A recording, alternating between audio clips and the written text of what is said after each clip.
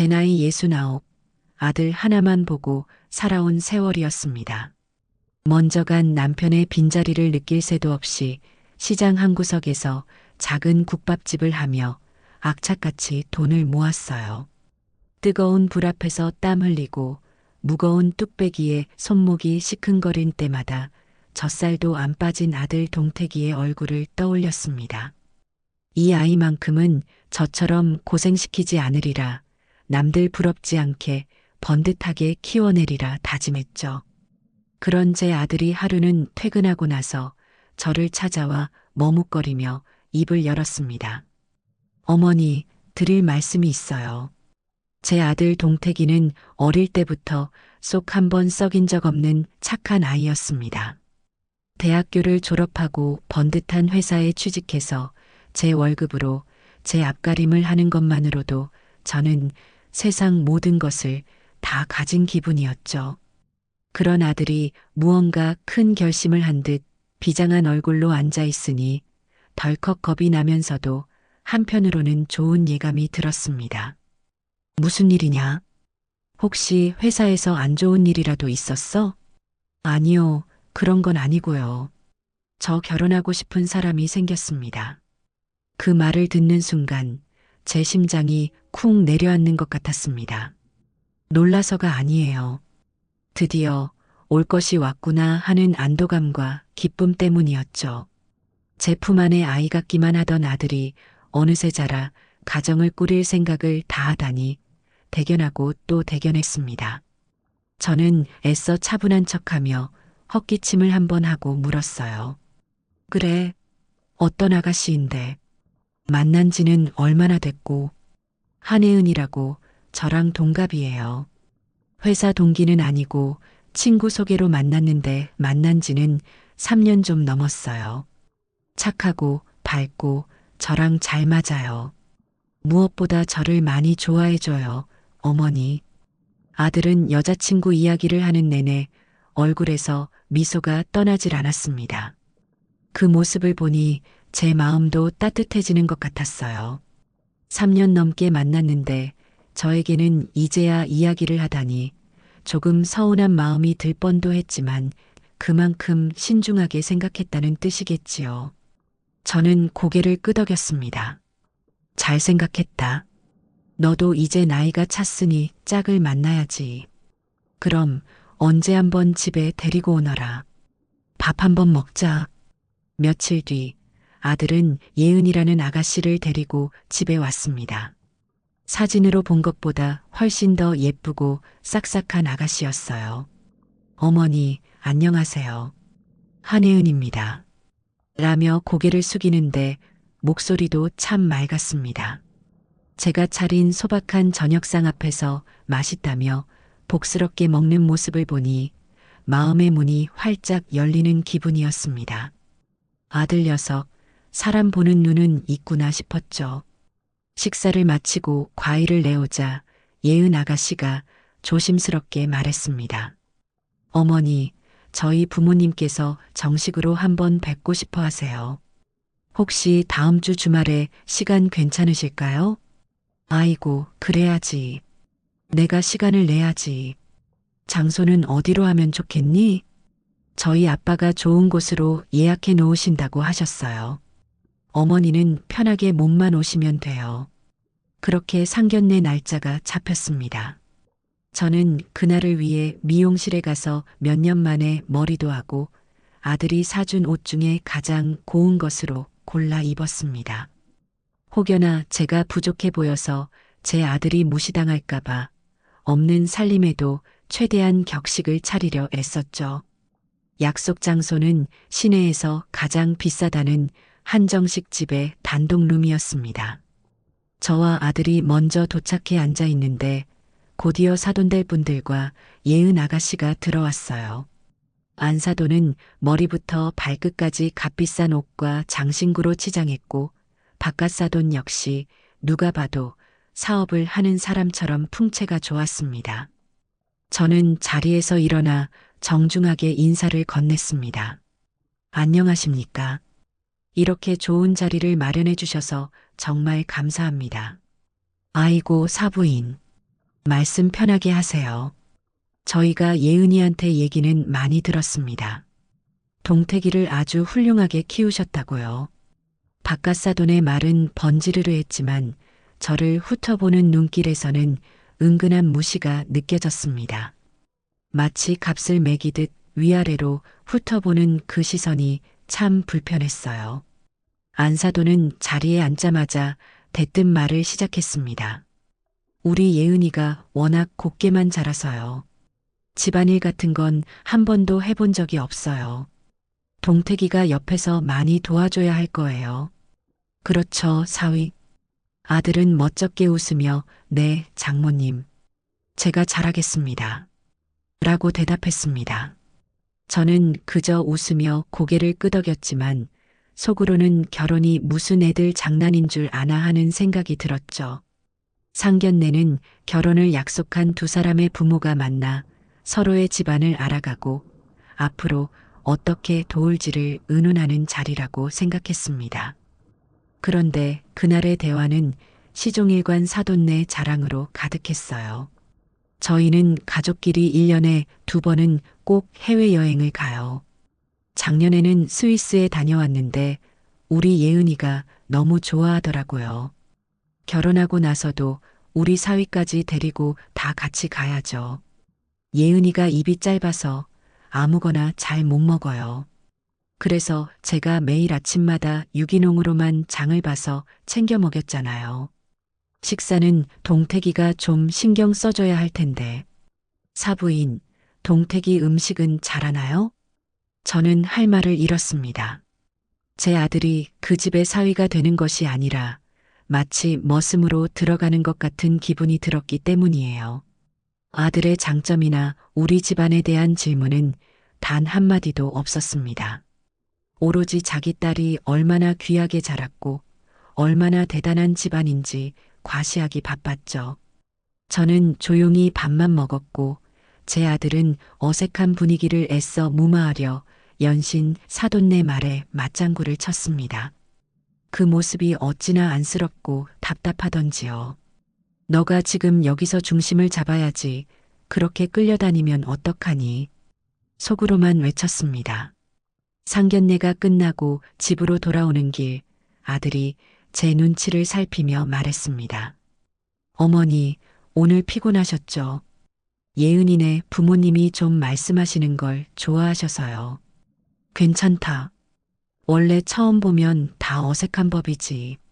그래도 사돈 어른들 인상은 좋아 보이시더라. 저는 아들의 마음이 불편할까봐 일부러 좋게 말해주었습니다. 첫 단추부터 삐걱거리는 기분이었지만 제 아들이 좋다고 선택한 사람이니 제가 이해하고 넘어가야 한다고 생각했어요. 사랑 하나만 보고 살아도 힘든 게 결혼 생활인데 시작부터 부모가 나서서 회방을 놓을 수는 없었으니까요. 상견례가 끝나고 며칠 뒤 아들과 예은이가 신혼집 문제로 저를 찾아왔습니다. 요즘 집값이 워낙 비싸니 둘 힘만으로는 서울에 집을 구하기가 벅차다는 이야기였어요. 어머니, 저희가 모은 돈으로는 전세도 겨우 구하겠더라고요. 대출을 많이 받자니 이자 부담이 너무 크고요. 아들의 축 처진 어깨를 보니 제 마음이 아팠습니다. 저는 이미 모든 준비를 끝낸 상태였어요. 이 말을 기다리고 있었습니다. 저는 조용히 안방으로 들어가 장롱 깊숙한 곳에 숨겨두었던 통장 꾸러미를 꺼내왔습니다. 남편이 세상을 떠나고 제가 국밥을 팔아 한 푼, 두 푼 모은 제 인생 전부가 담긴 통장들이었죠. 여기 3억이다. 이걸로 대출 조금만 받고 작더라도 너희 이름으로 된 집 한 채 마련해서 시작하거라. 제 말에 아들의 눈이 동그래졌습니다. 예은 아가씨 역시 믿기지 않는다는 표정으로 통장을 바라보았죠. 어머니, 이게 어떻게... 이걸 저희가 어떻게 받아요? 이건 어머니 노후 자금이잖아요. 내 노후는 내가 알아서 한다. 너희가 행복하게 사는 게 내 노후를 가장 편안하게 보내는 방법이야. 부모한테 손 벌리는 거 부끄러워하지 말고 대신 이 돈을 발판 삼아 더 열심히 살면 된다. 그리고 나중에 너희도 자식 낳으면 내리사랑으로 똑같이 베풀어주면 되는 거야. 저는 애써 덤덤하게 말하며 두 사람의 손에 통장을 쥐어주었습니다. 아들은 결국 제 무릎을 꿇고 엎드려 엉엉 울기 시작했어요. 어머니, 감사합니다. 정말 감사합니다. 평생 이 은혜 잊지 않고 효도할게요. 라며 아이처럼 우는 아들을 보니 저도 눈시울이 뜨거워졌습니다. 예은 아가씨도 눈물을 글썽이며 제게 말했습니다. 어머니, 정말 뭐라고 감사의 말씀을 드려야 할지 모르겠어요. 저희가 정말 잘할게요. 평생 어머니 모시고 살겠습니다. 두 아이가 진심으로 고마워하는 모습을 보니 제 평생의 고생이 눈 녹듯 사라지는 기분이었습니다. 제 모든 것을 내어주어도 하나도 아깝지 않았어요. 그런데 그 순간 저는 보고야 말았습니다. 고개를 숙이고 우는 척하는 며느리의 입꼬리가 아주 미세하게 찰나의 순간이었지만 살짝 올라가는 것을요. 그리고 제 손을 잡은 그 손의 온기가 어딘지 모르게 차갑게 느껴졌습니다. 너무 예민한 탓이겠거니, 제가 사람을 오해하는 것이겠거니 생각하며 고개를 저었죠. 하지만 그날 밤 저는 잠을 이루지 못했습니다. 제 평생을 바친 돈을 내어준 후련함과 동시에 마음 한구석에서 스멀스멀 피어오르는 서늘한 불안감을 떨쳐낼 수가 없었어요. 그것이 앞으로 닥쳐올 거대한 폭풍의 아주 작은 전조였음을 그때의 저는 미처 알지 못했습니다. 아들 내외에게 제 평생을 바친 돈을 건네준 후 저는 이제 정말 결혼 준비가 순조롭게 진행될 줄로만 알았습니다. 제 아들이 사랑하는 여인과 함께 따뜻한 보금자리에서 새 출발을 한다는 생각에 며칠 동안은 국밥을 말면서도 콧노래가 절로 나왔지요. 하지만 그 평화는 그리 오래가지 않았습니다. 균열은 아주 사소하고 일상적인 부분에서부터 시작되었어요. 신혼집 계약을 마쳤다는 소식을 듣고 저는 다음은 당연히 집안을 채울 혼수를 함께 보러 가는 것이 순서라고 생각했습니다. 제가 살던 시절처럼 이불이며 그릇이며 하나하나 다 해줄 생각은 아니었어요. 요즘 젊은이들의 취향이 얼마나 확고한데요.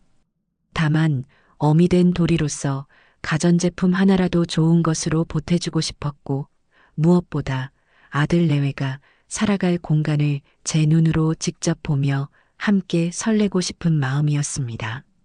저는 전화를 걸어 아들의 목소리를 들었습니다. 아들, 집 계약했다며. 고생 많았다. 그럼 이제 가구랑 가전제품 보러 다녀야겠네. 이번 주말에 엄마랑 시간 한번 맞출까?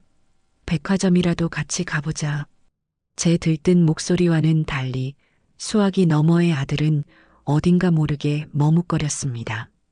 아, 그게 엄마. 저희가 주말에는 좀 바빠서요. 예은이가 미리 봐둔 데가 몇 군데 있다고 해서요. 그래. 그럼 엄마는 평일도 괜찮아. 너희 퇴근 시간에 맞춰서 가면 되지. 아니, 굳이 그럴 것까지는 없고요. 저희끼리 알아서 보고 나중에 어머니 모시고 정식으로 집 구경시켜 드릴게요. 어머니 힘드시게 뭘 같이 다녀요. 아들은 저를 위하는 척 말했지만 그 속뜻은 명백하게 어머니는 빠지세요라는 거절이었습니다. 섭섭한 마음이 왈칵 밀려왔지만 애써 내색하지 않았어요. 그래, 피곤하겠지. 결혼 준비라는 게 보통 일이 아니니까. 요즘 애들은 또 저희들끼리 오붓하게 결정하고 싶을 수도 있고, 그렇게 스스로를 다독이며 전화를 끊었습니다. 하지만 며칠 뒤 제 조카에게서 연락이 왔습니다. SNS를 구경하다가 우연히 봤다면서 사진 한 장을 보내주더군요. 사진 속에는 제 아들과 며느리 그리고 안사돈이 아주 값비싸 보이는 수입 가구점에 나란히 서서 활짝 웃고 있었습니다. 며느리는 새로 산 듯한 명품 가방을 팔에 걸치고 있었고 사돈은 마치 자기 딸과 아들에게 세상을 다 사줄 것처럼 의기양양한 표정이었죠. 그 사진 아래에는 이렇게 적혀 있었습니다. 사랑하는 엄마랑 남편이랑 신혼가구 투어. 역시 우리 엄마 안목은 최고. 그 사진을 보는 순간 제 심장이 차갑게 식어내리는 것 같았습니다. 저에게는 바쁘고 피곤하다던 아들이 장모님과는 저렇게 행복한 얼굴로 쇼핑을 다니고 있었던 겁니다. 저는 가구를 사주지 않아서 명품 가방을 사줄 돈이 없어서 배제된 걸까요? 그런 물질적인 문제가 아니었습니다. 저를 가족으로 생각했다면 함께 상의하고 의견을 구하는 신용이라도 했어야지요. 저는 그들에게 아들을 키워 그들의 가족에게 바친 그저 돈 내주는 사람일 뿐이었던 겁니다. 제 아들의 웃는 얼굴이 그토록 낯설고 멀게 느껴진 것은 처음이었습니다. 저는 그날 밤 잠을 설쳤습니다. 하지만 이대로 주저앉아 있을 수만은 없었어요. 혼수 문제로 서운한 티를 내면 속 좁은 시어머니 취급을 받을 게 뻔했습니다. 대신 저는 집안의 어른으로서 반드시 챙겨야 할 예법에 대해 이야기하기로 마음먹었습니다. 다음 날 며느리에게 전화를 걸었습니다. 예은아, 나다. 결혼 준비는 잘 되어 가니? 네, 어머니. 덕분에요. 집도 계약했고 가구도 거의 다 골랐어요. 목소리가 어찌나 밝고 명랑한지 제가 그 사진을 봤다는 사실은 꿈에도 모르는 듯 했습니다. 저는 애써 아무렇지 않은 척 본론을 꺼냈어요. 다름이 아니라 패백 때문에 전화했다. 요즘은 간소하게 한다지만 그래도 집안 어른들께 정식으로 인사드리는 자리니 제대로 준비해야지. 패백 음식이며 너가 입을 화로시며 알아봐야 할 게 많을 게다. 제 말이 끝나자마자 수화기 너머에서 순간적인 침묵이 흘렀습니다. 곧이어 들려온 며느리의 목소리는 조금 전과는 달리 미묘하게 차가워져 있었어요. 어머니, 저희 패백 안 하기로 했는데요. 뭐, 안 하다니. 그게 무슨 말이냐? 동택이한테는 아무 말 못 들었는데. 아, 동택 씨한테는 제가 나중에 말씀드리려고 했어요. 요즘 누가 그렇게 격식 차리고 힘들게 패백을 해요. 그거 다 옛날 문화잖아요. 그냥 저희는 그 시간에 하객분들께 인사나 한 번 더 드리는 게 나을 것 같아요.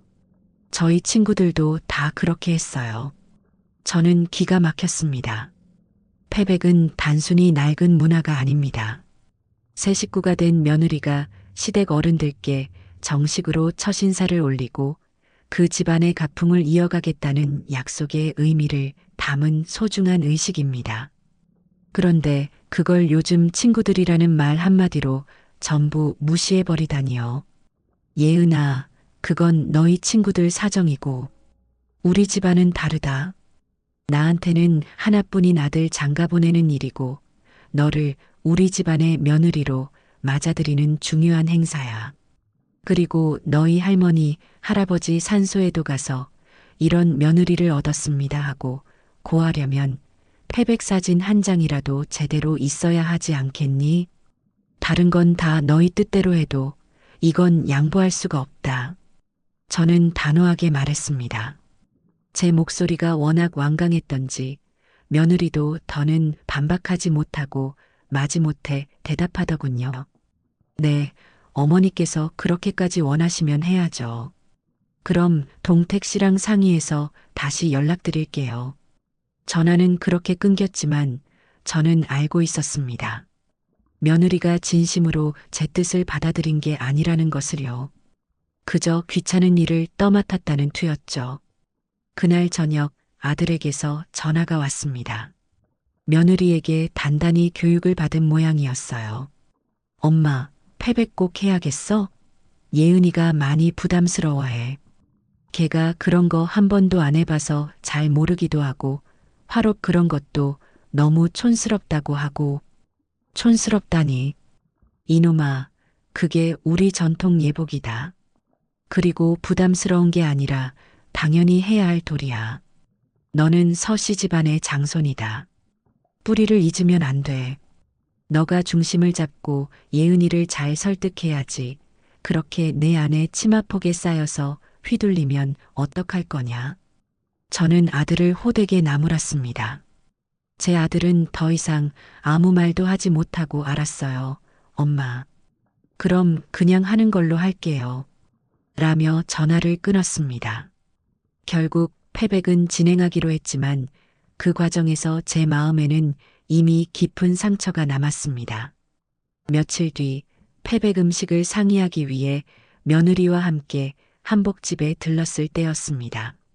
며느리가 잠시 전화를 받으러 나간 사이 저는 한복집 사장님과 이야기를 나누고 있었죠. 그런데 문틈으로 며느리가 친구와 통화하는 목소리가 새어 들어왔습니다. 아, 몰라. 우리 시어머니는 무슨 사극시대에 사시는지 꼭 해야 한대. 촌스럽게 그런 걸 왜 하는지 모르겠어. 진짜 너무 옛날 뿐이라 말이 안 통해. 그냥 빨리 해치워버리고 싶다. 그 말을 듣는 순간 제 온몸의 피가 거꾸로 솟는 것 같았습니다. 제 앞에서는 온갖 착한 척, 순한 척은 다 하더니 뒤에서는 저를 이렇게 말 안 통하는 옛날 사람으로 취급하고 있었던 겁니다. 저는 문을 벌컥 열고 나가 쏘아붙이고 싶었지만 가까스로 이성을 붙잡았습니다. 여기서 소란을 피워봤자 결국 제 아들 얼굴에 침 뱉는 격이니까요. 저는 아무것도 못 들은 척 굳은 얼굴로 한복집을 나왔습니다. 차라리 제 뺨을 때렸다면 이토록 비참하지는 않았을 겁니다. 그렇게 우여곡절 끝에 결혼식 날이 밝았습니다. 저는 밤새 한숨도 자지 못했습니다. 아들을 장가 보내는 기쁨과 설렘보다는 과연 이 결혼이 맞는 것일까 하는 불안감이 더 컸기 때문이에요. 그래도 식장에 들어서니 곱게 턱시도를 차려입은 아들과 눈부시게 하얀 드레스를 입은 며느리의 모습을 보니 만감이 교차했습니다. 그래, 이제 와서 물을 수도 없는 일. 내가 더 마음을 넓게 갖고 품어주자. 내 아들이 행복하다면 그걸로 된 거지. 하지만 그런 제 다짐은 결혼식이 시작되자마자 산산조각이 났습니다. 신부 측 하객석은 발 디딜 틈 없이 빽빽하게 들어찼는데 그에 비해 신랑 측인 제 손님들은 한산해 보였습니다.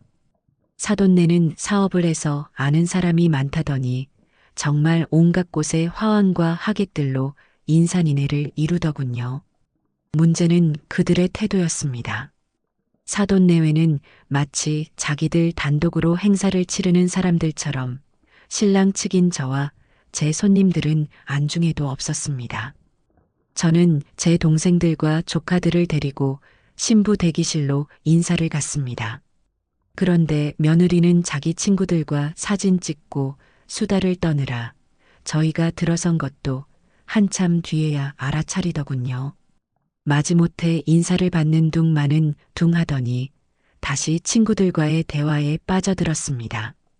안사도는 옆에서 그런 딸을 흐뭇하게 바라보기만 할 뿐 시댁 식구들이 와 있는데도 아는 체도 하지 않았어요.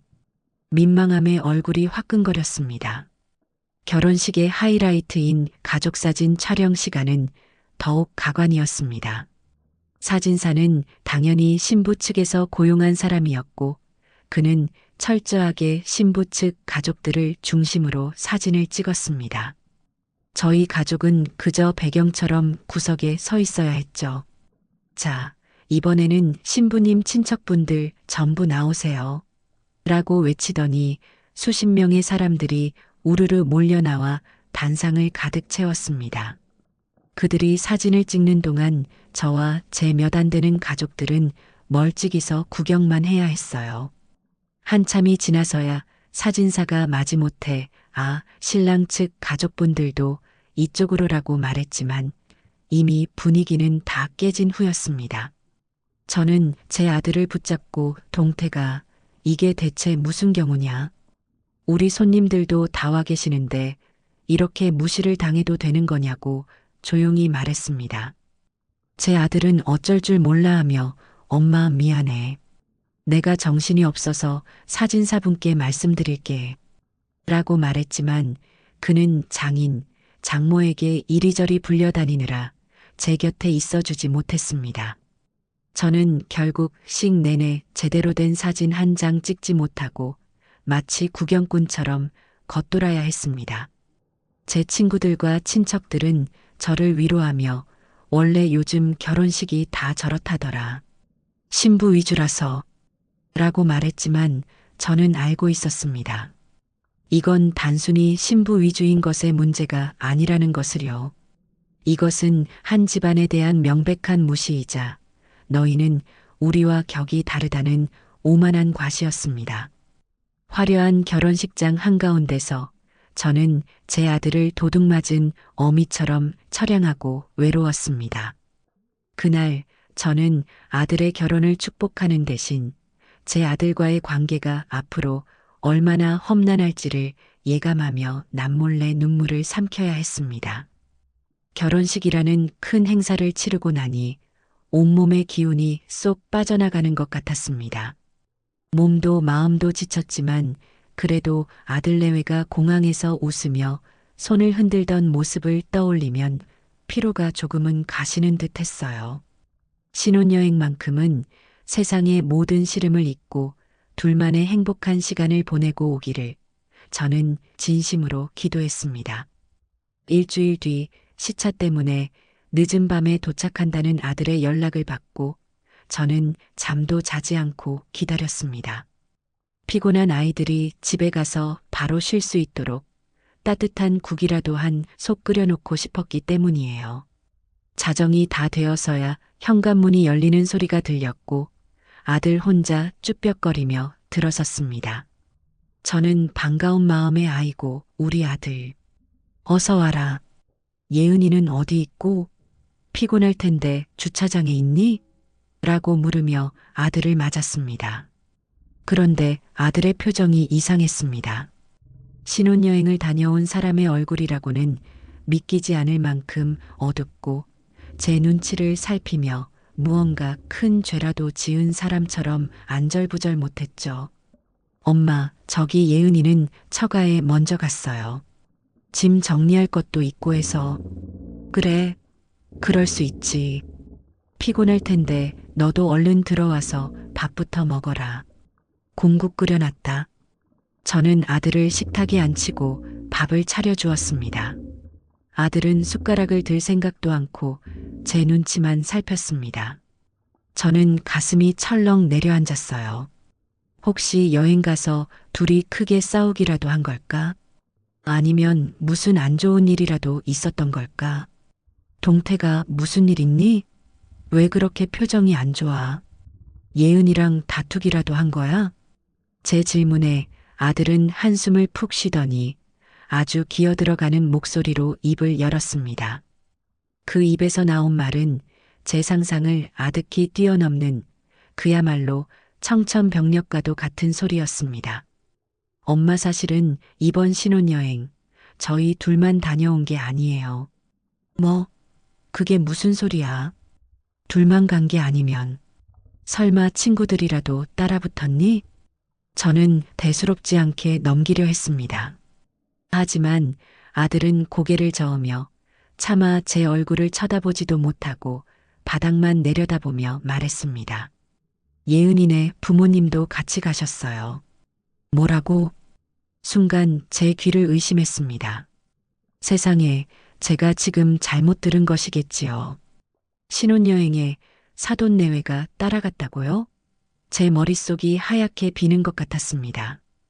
온몸에서 피가 빠져나가는 듯한 싸늘한 느낌과 함께 심장이 미친 듯이 방망이질 치기 시작했습니다.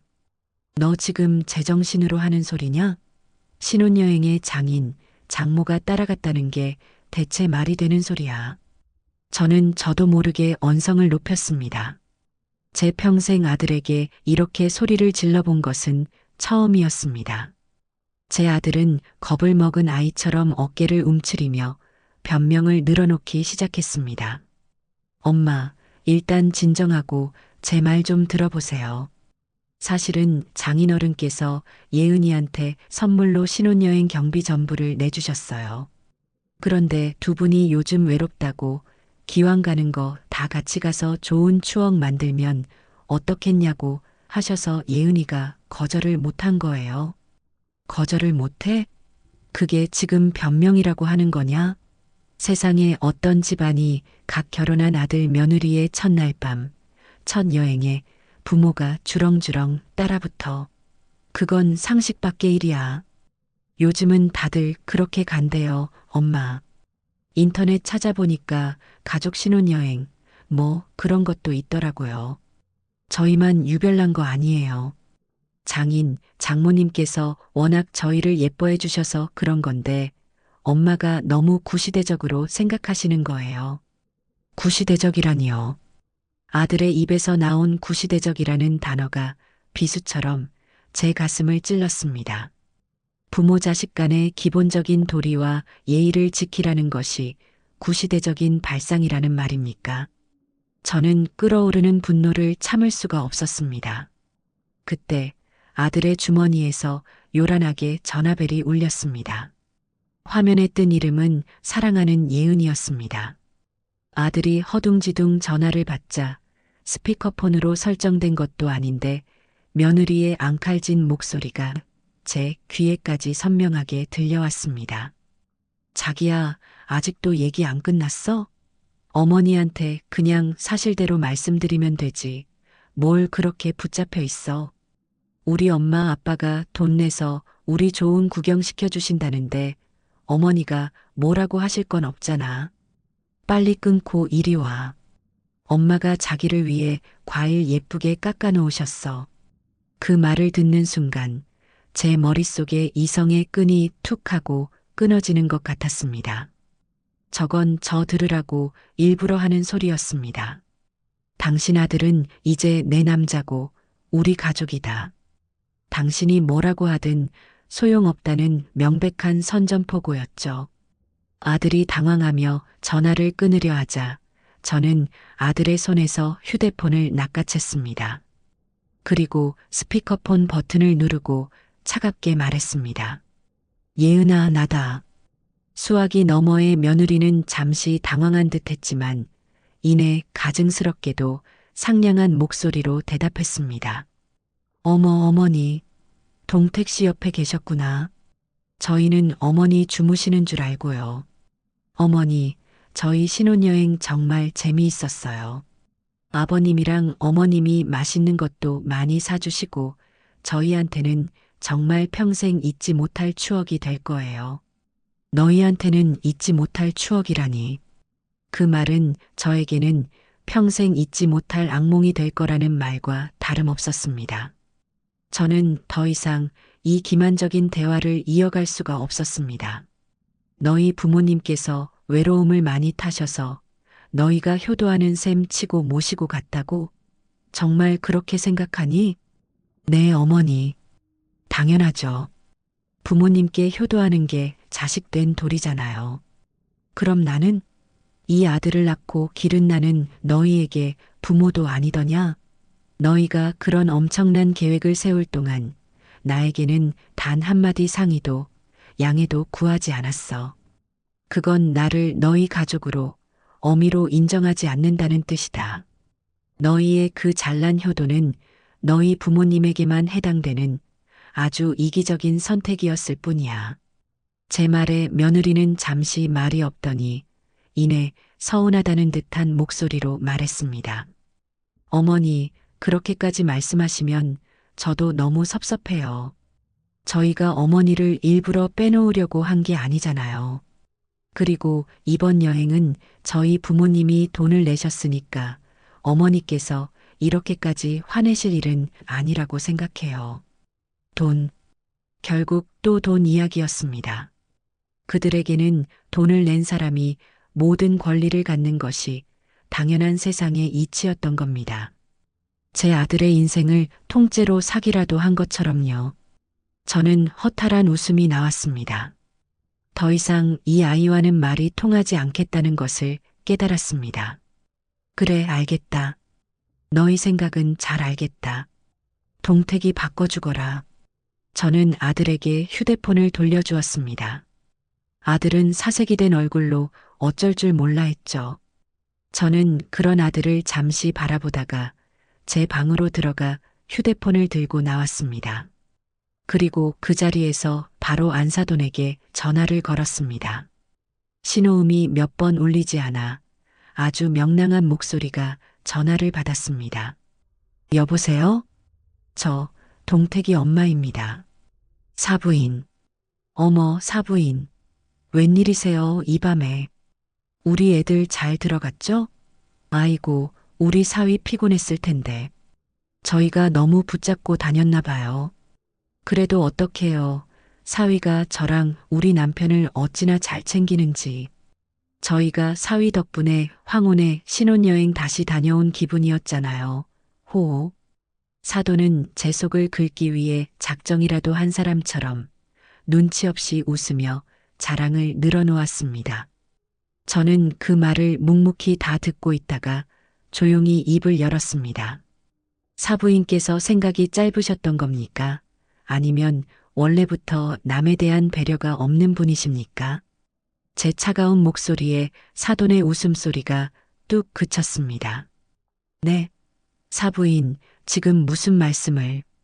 어떻게 갓 결혼한 아들 며느리의 신혼여행에 따라갈 생각을 하실 수가 있습니까? 그건 세상 어느 나라 법도에도 없는 해괴한 짓입니다. 사부인께는 그게 쿨하고 재미있는 추억일지 모르겠지만 저에게는 제 아들을 빼앗기고 온 동네에 망신을 당한 수치스러운 사건입니다. 제 말에 사돈의 목소리도 날카로워졌습니다. 사부인, 말씀이 좀 지나치시네요. 우리가 우리 돈 써서 우리 사위랑 딸 좋은 구경 시켜주겠다는데 사부인이 보태준 거 한 푼이라도 있어요? 뭘 그렇게 빡빡하게 구세요?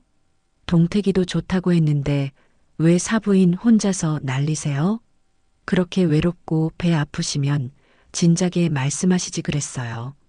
저희가 비행기표 하나 더 끊어서 모시고 갔을 거 아니에요.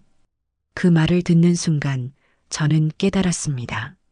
아, 이 사람들은 처음부터 끝까지 변하지 않을 사람들이구나. 이들에게 저는 그저 아들을 자기들 집안에 상납한 가난하고 볼품없는 시어머니일 뿐이었습니다. 대화는 아무런 의미가 없었습니다. 제 분노와 상처를 이해시키려는 노력 자체가 헛된 일이었습니다. 저는 더 이상의 말을 섞지 않고 마지막 한마디를 내뱉었습니다. 됐습니다. 사부인께서 어떤 사람인지 잘 알았으니 그걸로 족합니다. 저는 그대로 전화를 끊어버렸습니다. 식탁 앞에는 제 아들이 고개를 푹 숙인 채 앉아 있었습니다. 저는 그 어떤 동정심도 느껴지지 않았습니다. 저를 이토록 비참하게 만든 건 사돈 내외나 며느리가 아니라 바로 제 아들의 우유부단함과 어리석은 선택이었으니까요. 저는 뼛속까지 시려오는 한기를 느끼며 제 인생을 건 중대한 결심을 조용히 굳히고 있었습니다. 사돈과의 통화를 마친 후 집안에는 무거운 침묵만이 감돌았습니다. 저는 끓어오르는 속을 애써 억누르며 소파에 미동도 없이 앉아있는 아들에게 다가갔습니다. 그리고 제 인생에서 가장 차갑고 단호한 목소리로 마지막 통첩을 건넸습니다. 어쩌면 그것은 통첩이 아니라 이미 정해진 미래에 대한 예고였을지도 모릅니다. 동태가, 똑똑히 들어라. 내가 지금부터 하는 말은 농담도 아니고 화가 나서 하는 소리도 아니다. 제 목소리에 아들은 고개를 들고 저를 바라보았습니다. 그 눈에는 두려움과 혼란이 가득했죠. 너희는 나에게 상의 한마디 없이 너희 멋대로 그 해괴한 여행을 떠났다. 그 행위는 나를 너희의 어미로, 가족의 어른으로 인정하지 않겠다는 뜻으로 받아들이겠다. 나는 너를 아들로 생각했는데 너는 나를 어머니로 생각하지 않았던 게야. 엄마, 아니에요. 정말 그런 뜻이 아니었어요. 그냥 예은이네 부요청을 거절하기가 어려워서 변명은 듣고 싶지 않다. 저는 아들의 말을 매정하게 끊었습니다. 더 이상 그 구차한 변명을 들어줄 기운도 이유도 없었습니다. 그래서 너에게 마지막 선택권을 주겠다. 지금 당장 내장인 장모에게 전화해서 저희 부부만의 신혼여행을 망쳐주셔서 감사합니다. 덕분에 제 어머니와는 인연이 끊어지게 생겼습니다. 라고 전해라. 그리고 내 아내에게는 당신의 이기적인 효도 때문에 내 어머니 가슴에 대못을 박았다. 이 결혼을 계속 유지할 수 있을지 다시 생각해 봐야겠다. 고 말해. 만약 너가 그렇게 하지 못하겠다면 저는 잠시 말을 멈추고 아들의 눈을 똑바로 쳐다보았습니다. 그 여행을 너의 선택으로 인정하고 감수하는 순간 너와 나는 오늘부로 모자 관계의 연을 끊는 거다. 나는 너 같은 아들을 둔 적 없고 너는 나 같은 어미를 둔 적 없는 게야. 내가 너에게 준 신혼집 자금 3억 원은 깨끗하게 잊어주겠다. 대신 내 눈앞에서 사라져. 평생 다시는 볼 생각하지 마라. 어느 쪽을 선택할지 지금 이 자리에서 결정해. 제 말에 아들의 얼굴이 하얗게 질렸습니다. 아마 제가 이렇게까지 극단적으로 나올 것이라고는 상상도 못했을 겁니다. 그는 늘 제가 모든 것을 이해하고 참고 결국에는 자기를 용서해 줄 것이라고 믿어왔으니까요. 엄마, 제발. 왜 그렇게까지 하세요? 제가 잘못했어요. 다녀와서 엄마한테 정말 잘할게요. 여행 가서 엄마 선물도 사왔단 말이에요. 네. 아들은 제 앞에 무릎을 꿇고 애원하기 시작했습니다. 하지만 그의 말은 제 마음에 조금의 울림도 주지 못했습니다. 다녀와서 잘한다는 말이 얼마나 공허하고 무책임한 약속입니까? 이미 엎질러진 물이고 제 가슴에는 지워지지 않을 상처가 새겨졌는데 말입니다. 선물의 문제가 아니었습니다. 이건 존중의 문제였고 인간에 대한 기본적인 예의의 문제였습니다. 일어나라. 너의 선택은 이미 끝났다. 너는 그 비행기에 오르는 순간 나를 버리고 그 사람들을 선택한 거야. 이제 와서 애원하는 건 비겁한 짓일 뿐이다. 돌아가거라.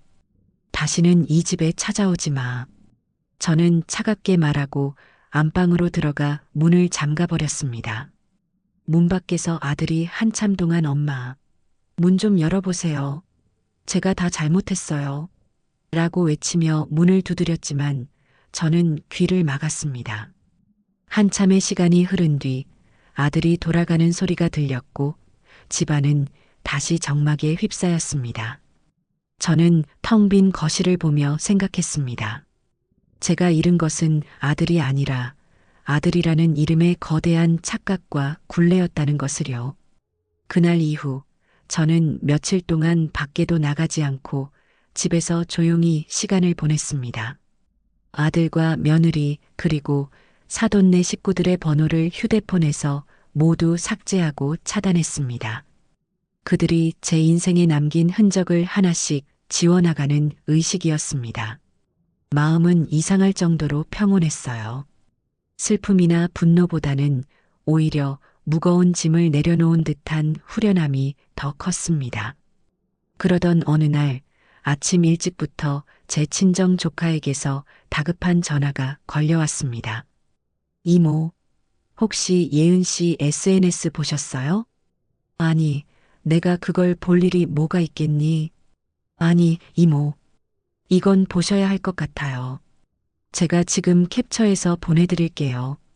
잠시 후 조카가 보내온 사진 한 장이 도착했습니다. 사진 속에는 공항 면세점을 배경으로 제 아들과 며느리 그리고 사돈 내외가 명품 쇼핑백을 주렁주렁 들고 환하게 웃고 있었습니다. 마치 개선장군들 같았죠. 그리고 그 사진 밑에 달린 며느리의 글귀가 제 눈을 사로잡았습니다. 가족 신혼여행, 쿨한 우리 가족, 사랑해요.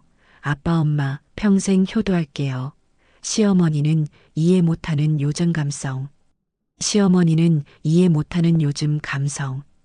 그 해시태그를 보는 순간 저는 온몸의 힘이 쭉 빠져나가는 것을 느꼈습니다. 이것은 단순한 철없음의 표현이 아니었습니다. 저를 향한 명백한 조롱이자 자신들의 승리를 자축하는 선언문이었습니다. 그들은 자신들의 행동에 대해 단 일말의 죄책감도 느끼지 않고 있었던 겁니다. 오히려 자신들의 행동을 쿨한 것으로 포장하고 저의 상식적인 분노를 이해 못하는 구시대적 발장으로 치부하며 자기들끼리 낄낄거리고 있었던 거죠. 제 아들은 그 사진 속에서 그들의 조롱에 동참하며 바보처럼 웃고 있었습니다. 저는 그 사진을 가만히 들여다보았습니다. 그리고 결심했습니다.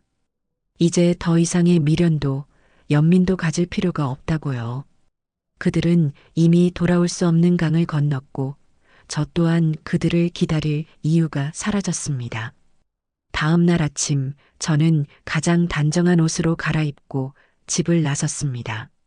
제 발길이 향한 곳은 동네의 통신사 대리점이었습니다. 저는 창구 직원에게 망설임 없이 말했습니다. 전화번호 바꾸러 왔어요. 오늘 바로 변경하고 싶습니다. 직원은 몇 가지 서류를 내밀었고 저는 익숙하게 쓰던 번호와의 이별을 고하는 서류에 차분히 서명했습니다. 수십 년간 저와 제 주변 사람들을 이어주던 그 번호가 사라지는 순간이었습니다. 새 번호가 적힌 유심칩을 건네받아 휴대폰에 끼우자 화면이 잠시 깜빡이더니 새로운 신호가 잡혔습니다. 그 순간 저는 제 인생에서 가장 완벽한 단절과 새로운 시작을 동시에 경험했습니다. 마치 저를 올가매고 있던 보이지 않는 사슬이 끊어져 나가는 듯한 해방감이 밀려왔습니다. 집으로 돌아온 저는 곧장 청소를 시작했습니다. 집안 곳곳에 남아있는 아들의 흔적을 지우기 위해서였습니다. 아들의 어릴 적 사진이 담긴 앨범, 아들이 학생 때 받아온 상장들, 아들이 처음 월급을 타서 사준 낡은 내복까지. 저는 그 모든 것을 커다란 상자에 담았습니다. 눈물은 나지 않았습니다. 그저 묵묵히 제 인생의 한 챕터를 정리하는 기분으로 물건들을 담아 창고 가장 깊숙한 곳에 넣어버렸습니다. 이제 이 집에는 오롯이 저 김혜순의 삶만이 남았습니다. 모든 정리를 마치고 텅 빈 거실에 앉아 창밖을 바라보았습니다. 시끄럽게 울어대던 매미 소리도 잦아들고 어느새 하늘에는 저녁 노을이 붉게 물들고 있었습니다. 저는 앞으로 혼자 살아가야 할 날들이 두렵지 않았습니다. 오히려 기대가 되었습니다. 아들을 위해 희생하고 헌신했던 지난 세월에서 벗어나 이제는 온전히 저 자신을 위해 살아갈 수 있을 테니까요. 비록 그 대가로 아들을 잃었지만 어쩌면 저는 그보다 더 소중한 나 자신을 되찾은 것인지도 모릅니다. 그날 저는 아주 오랜만에 깊고 평온한 잠에 빠져들 수 있었습니다. 그 어떤 악몽도 저를 찾아오지 않는 고요하고 완전한 밤이었습니다. 제 인생의 궤도에서 아들이라는 행성을 밀어낸 후 제 우주에는 놀라운 정적이 찾아왔어요. 수십 년간 당연하게 여겼던 소음, 즉 아들을 향한 걱정과 기대, 그리고 이제는 실망과 분노마저 사라진 자리는 텅 빈 것이 아니라 오히려 온전한 저 자신으로 채워졌습니다. 아침에 눈을 뜨면 더 이상 누군가를 위해 밥을 지어야 한다는 의무감 대신 창밖으로 들어오는 햇살의 온도를 느끼며 하루를 시작할 여유가 생겼죠. 저는 새로운 일과를 만들었어요. 아침 식사를 하고 나면 동네 재래시장을 어슬렁거리며 구경하는 것이 낙이 되었습니다. 국밥집을 할 때는 새벽 시장에서 정신없이 식재료를 대량으로 사들이기 바빴는데 이제는 잘 익은 토마토 하나, 파릇파릇한 시금치 한 단을 정성껏 고르는 재미가 쏠쏠했죠. 단골 채소 가게 아주머니는 제 얼굴이 좋아졌다며 말을 건네기도 했어요. 어유, 사장님은 요즘 무슨 좋은 일 있으세요? 얼굴에 빛이 나네, 빛이 나. 좋은 일은요. 그냥 이제 저 좋으라고 살기로 했어요. 그렇게 웃으며 대꾸하는 제 자신이 낯설면서도 좋았습니다. 시장을 다녀와서는 복지관서의 교실에 나갔어요. 벼루에 먹을 갈 때 느껴지는 묵직함, 화선지 위로 붓이 스쳐 지나가는 소리, 은은하게 퍼지는 먹물 냄새. 그 모든 것이 저를 둘러싼 번뇌를 잠재워주는 것 같았죠.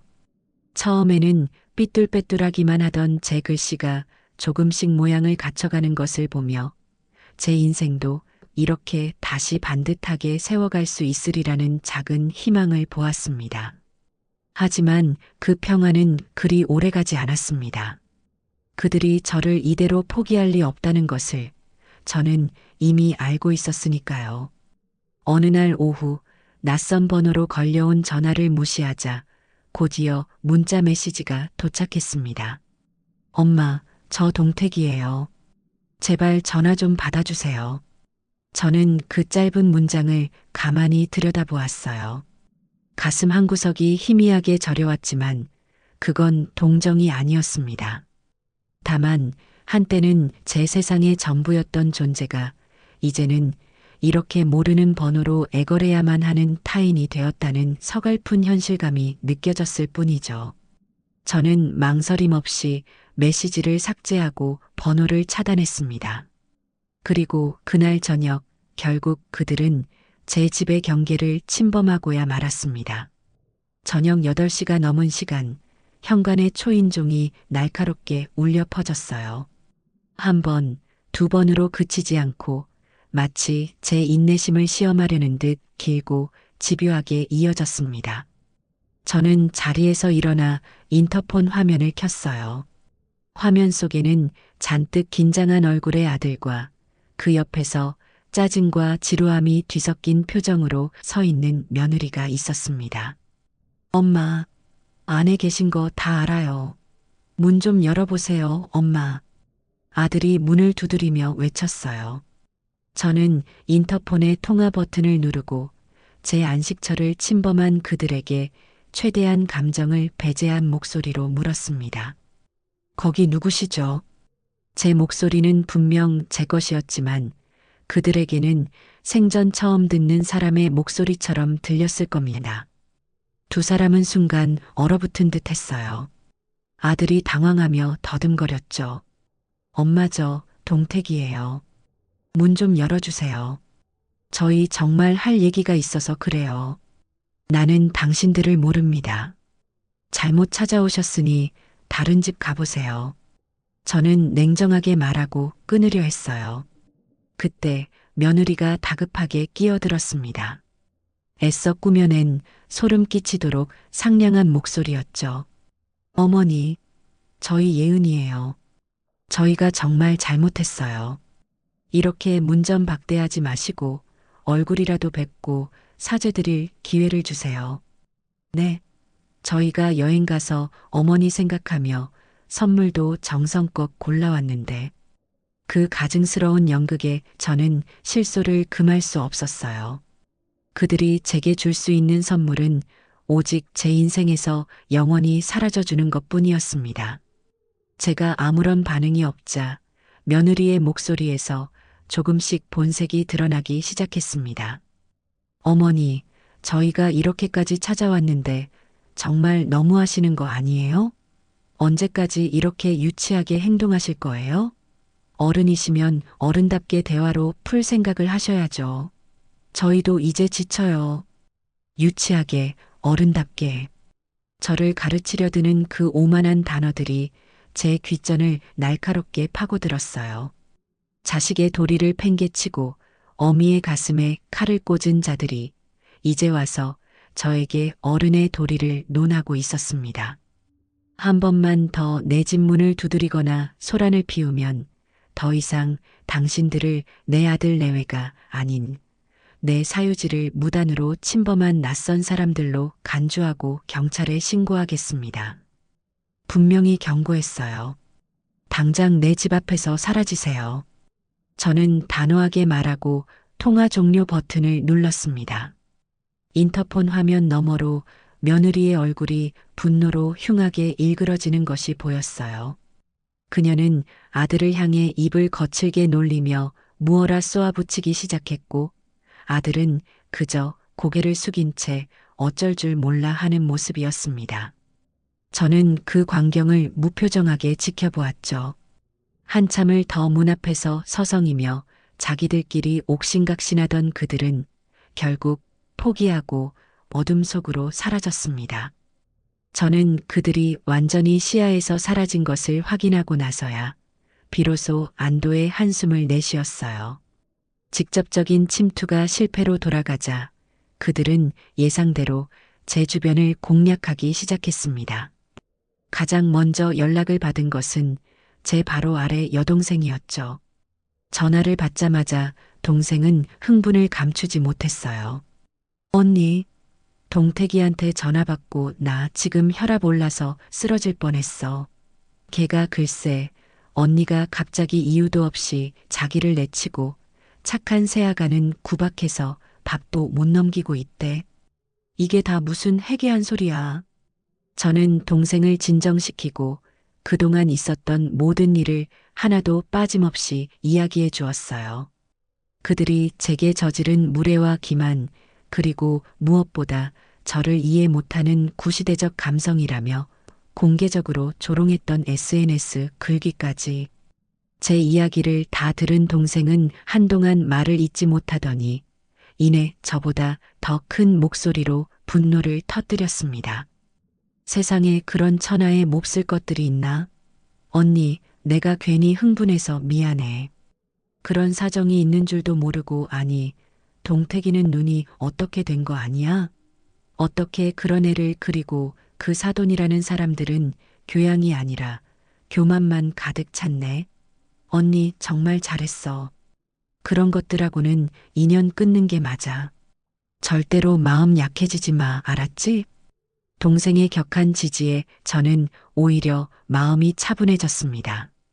이후 저는 다른 형제들과 가까운 친척 어른들께도 모두 전화를 걸어 자초지종을 설명했어요. 제가 겪은 수모와 배신감을 사실 그대로 전달했죠. 아니나 다를까 며칠 뒤에는 전혀 예상치 못했던 분에게서 전화가 왔습니다. 제 돌아간 남편의 가장 친한 친구분이셨죠. 동태기도 어릴 적부터 아저씨라 부르며 따랐고 저희 부부가 국밥집을 처음 시작할 때 보증을 서주셨을 만큼 각별한 사이였습니다. 혜순 씨 나예요. 갑자기 전화해서 놀랐죠. 다름이 아니라 동태기한테 전화 받고 너무 놀라서 이게 대체 무슨 일이에요? 수화기 너머로 들려오는 묵직한 목소리에는 걱정이 가득했어요. 동태기가 최후의 수단으로 아버지처럼 따르던 어른에게까지 연락해 감정에 호소한 모양이었습니다. 저는 잠시 숨을 고른 뒤 그분께도 처음부터 끝까지 모든 사실을 담담하게 설명드렸습니다. 그분은 제 남편이 얼마나 저와 아들을 아끼며 살았는지, 제가 얼마나 악착같이 동태기를 키워냈는지 누구보다 잘 아는 분이었으니까요. 제 이야기가 길어질수록 수화기 너머에서는 아무런 대꾸 없이 깊은 한숨소리만 간간히 들려왔습니다. 모든 이야기를 마쳤을 때 저는 마지막으로 이렇게 덧붙였어요. 사장님, 하늘에 있는 그 사람이 지금 이 꼴을 봤으면 뭐라고 했을까요? 아마 제 등짝부터 때리면서 자식을 잘못 키웠다고 불호령을 내렸을 거예요. 제가 남편 볼 면목이 없습니다. 그제야 그분께서 무겁게 입을 여셨습니다. 목소리에는 저에 대한 안타까움과 제 아들에 대한 서리빨 같은 분노가 함께 담겨 있었어요. 그 녀석이 제정신이 아니구먼. 자기 아버지가 혜순 씨랑 자기 하나 잘 되라고 평생을 어떻게 살았는데 그 은혜를 원수로 갚아? 혜순 씨, 당신 잘못 아니에요. 당신은 할 만큼 했어. 아니, 넘치도록 했지. 자식놈이 스스로 사람 되기를 포기한 걸 어떡해. 친구를 먼저 보낸 오랜 슬픔과 친구의 아들에 대한 깊은 실망감이 느껴지는 목소리였습니다. 혜순 씨 결정이 100번, 1000번 오라요. 그런 놈은 자식 아니라 원수지. 내가 조만간 그놈 만나면 다리 몽둥이를 부러뜨려 놓을 테니 절대 마음 약해지면 안 돼요. 하늘에 있는 내 친구도 당신 편일 거야. 부디 마음 단단히 먹어요. 죽은 남편의 가장 가까운 친구, 어쩌면 아들에게 아버지나 다름없었던 어른의 지지까지 얻게 되자 제 마음속에 남아있던 마지막 한 조각의 망설임마저 완전히 사라졌어요. 제 주변의 모든 사람들이 저의 방패가 되어 주었습니다. 그렇게 저는 제 삶의 영토에서 그들을 완벽하게 몰아내고 그 누구도 넘볼 수 없는 견고한 성벽을 쌓아 올렸습니다. 그들과의 소란이 잦아들고 제 삶은 마치 잔잔한 호수와 같은 평온을 되찾았어요. 저는 서예 교실에 더욱 재미를 붙였고 난생 처음으로 저 자신을 위한 옷을 사기도 했습니다. 화려하지는 않지만 제 마음에 쏙 드는 고운색의 스카프를 목에 두르고 거울 앞에 섰을 때 저는 낯선 제 모습에서 희미한 설렘을 느꼈죠. 그러던 어느 초여름의 오후였습니다. 우편함을 확인하러 나갔다가 제 이름으로 온 우편물들 사이에 끼어 있는 낯선 봉투 하나를 발견했어요. 수신인은 서동택, 발신인은 시중의 한 대형은행, 대출관리부라고 적혀 있었고 봉투 귀퉁이에는 선명한 붉은색으로 독촉이라는 도장까지 찍혀 있었습니다. 아마도 동택이가 결혼 후 정신이 없어 미처 주소 이전을 하지 못한 모양이었어요. 저는 순간 그 봉투를 갈기갈기 찢어버릴까 생각했어요. 이제 저와는 아무 상관없는 사람이었으니까요. 하지만 독촉이라는 붉은 글씨가 마치 불길한 낙인처럼 제 마음에 걸렸습니다. 어미로서의 정은 이미 끊어냈다고 생각했지만 핏줄이라는 것이 그리 쉽게 잘리는 것은 아닌 모양입니다. 저는 한숨을 한번 내쉬고 결국 봉투를 뜯었습니다. 안에 든 것은 아들의 신혼집 담보대출에 관한 월별 상환 내역서였어요.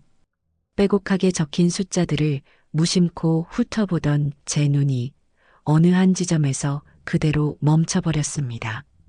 대출 원금이라고 적힌 부분의 액수가 제가 알고 있던 것과 너무나도 달랐기 때문이었죠. 저는 아들에게 3억 원이라는 거금을 지원했습니다. 아들은 당시 신혼집의 매매가가 6억 5천만 원이니 자신들이 모은 돈 1억 원을 보태고 나머지 2억 5천만 원만 대출을 받으면 된다고 분명히 말했어요. 그렇다면 대출 원금은 2억 5천만 원이어야 마땅했죠. 그런데 서류에 찍힌 대출 원금은 그보다 무려 1억 원이나 많은 3억 5천만 원이었습니다. 손이 미세하게 떨려왔어요. 머릿속이 하얘지면서 불길한 예감이 온몸을 휘감았습니다. 저는 떨리는 손으로 서랍에서 펜과 종이를 꺼내 계산을 시작했어요. 집값 6억 5천만 원에서 대출금 3억 5천만 원을 빼면 자기 자본은 3억 원이 들어갔다는 계산이 나왔습니다. 제가 지원해준 바로 그 금액이었죠. 그렇다면 아들과 며느리가 자신들이 피땀 흘려 모았다고 말했던 그 1억 원은 대체 어디로 증발해버린 것일까요? 그들의 말은 전부 거짓이었던 걸까요? 아니면 더 끔찍한 가능성. 그들이 모은 돈이 있었음에도 불구하고 제가 준 돈의 일부를 다른 곳에 사용하고 부족한 만큼 대출을 더 받은 것일까요? 순간 며느리가 SNS에 올렸던 그 사진이 섬광처럼 제 뇌리를 스치고 지나갔어요. 공항 면세점에서 명품 쇼핑백을 주렁주렁 들고 행복하게 웃던 며느리의 모습, 우리 엄마가 쏘는 쿨한 신혼여행, 일하며 자랑하던 그 글귀, 그 모든 것들이 사실은 제 피와 땀이 밴 돈으로 벌인 사치스러운 향연이었다는 끔찍한 퍼즐이 맞춰지기 시작했습니다. 저는 다음 날 아침 곧장 제 주거래 은행으로 향했습니다. 단순히 의심만으로 움직일 수는 없었어요. 확실한 증거가 필요했습니다. 은행 창구에서 제가 몇 달 전 3억 원을 인출했던 거래 내역서를 발급받았어요. 빳빳한 종이에 찍힌 3억 원정이라는 글자를 보니 그날의 기억이 되살아나며 다시금 가슴이 먹먹해졌습니다. 저는 사실을 확인해야만 했어요. 수소문 끝에 부동산 중개업을 하는 먼 친척 동생 선희에게 조심스럽게 연락을 했습니다. 제 목소리가 심상치 않다는 것을 금세 눈치챈 선희에게 저는 자초지종을 설명하며 아들의 아파트 주소를 불러주었어요. 제 이야기를 들은 선희는 저보다 더 분개하며 당장 확인해서 알려주겠다고 말했죠. 전화를 끊고 기다리는 시간은 그야말로 지옥과도 같았어요. 제발 제 끔찍한 상상이 사실이 아니기만을 간절히 바랐습니다. 차라리 아들이 사업에 실패해서 돈을 날렸다고 한다면 이해할 수 있을지도 몰라요. 하지만 저를 속이고 그 돈으로 자기들의 사치와 유흥을 즐겼다는 것은 용납할 수 있는 차원의 문제가 아니었습니다. 얼마 지나지 않아 선희에게서 다시 전화가 걸려왔어요. 그녀의 목소리는 조심스러웠지만 그 내용은 제 심장을 도려내는 것처럼 아팠습니다. 언니, 아무래도 언니 생각이 맞는 것 같아요. 제가 확인해 보니 동택인의 아파트 매매가는 정확히 6억 5천만 원이 맞고요. 등기부등본을 떼어보니 은행에 설정된 채권 최고액이 4억 5,500만 원으로 되어 있어요. 이걸 역으로 계산해 보면 실제 대출 원금은 3억 5천만 원이 맞아요. 선의의 확인 사살에 저는 더 이상 아무 말도 할 수가 없었어요. 수화기를 든 손이 힘없이 떨어졌습니다. 이제 모든 것이 명백해졌어요. 아들과 며느리는 저에게 1억 원을 모았다고 거짓말을 했고 제가 준 3억 원 중에서 5천만 원을 빼돌렸습니다. 그리고 그 돈으로 명품을 사고 사돈네 식구들과 함께 호화로운 여행을 다녀왔던 겁니다. 부족한 집값은 고스란히 대출로 메꾸었고요. 그들이 저지른 짓은 단순한 배신을 넘어선 명백한 사기였습니다. 제 평생의 노고와 희생에 대한 악랄한 기만이었죠. 저는 눈을 감았어요. 그러자 제 지난 세월이 주마등처럼 스쳐 지나갔습니다. 남편을 일찍 여의고 어린 아들을 먹여 살리기 위해 새벽 4시면 일어나 국밥집으로 향하던 제 젊은 날이 떠올랐습니다. 뜨거운 뚝배기에 손을 대어 화상 자국이 흉터로 남고 무거운 그릇을 나르느라 손목이 시큰거려 잠 못 이루던 밤들이 스쳐 지나갔죠. 제 옷 한 벌, 제 신발 한 켤레 사는 돈이 아까워 10년 넘게 같은 옷을 기워 입으면서도 아들 통장에 한 푼이라도 더 넣어주며 행복해했던 제 모습이 보였어요. 그 5천만 원은 저에게 그냥 돈이 아니었습니다. 그것은 제 청춘이었고 제 눈물이었으며 제 희생 그 자체였습니다. 제 잠 못 이룬 밤들과 달아빠진 제 손마디와 기워 입은 제 옷가지들이었습니다. 그런데 그들은 제 삶을 통째로 훔쳐다가 자신들의 한순간 쾌락을 위해 탕진해버린 것입니다. 저는 자리에서 벌떡 일어났습니다. 눈물은 나오지 않았어요. 대신 제 안에서 차가운 분노가 활화산처럼 끓어오르기 시작했습니다. 이대로 넘어갈 수는 없었어요. 절대로. 저를 이토록 비참하게 만든 대가를 반드시 치르게 해야만 했습니다. 저는 아들의 대출 상환 내역서와 선희가 보내준 부동산 관련 서류들, 그리고 제가 은행에서 발급받은 3억 원 인출 내역서를 한치의 오차도 없이 정리했어요. 그리고 그것을 투명한 파일에 넣어 식탁 위에 올려두었습니다. 이제 제가 할 일은 단 하나였습니다. 그들이 제 발로 이곳을 다시 찾아오게 만드는 것. 그리고 그들의 추악한 민낯을 제 손으로 직접 벗겨내는 것이었죠. 그날 이후 제 마음속에서 아들이라는 존재는 완전히 죽었습니다.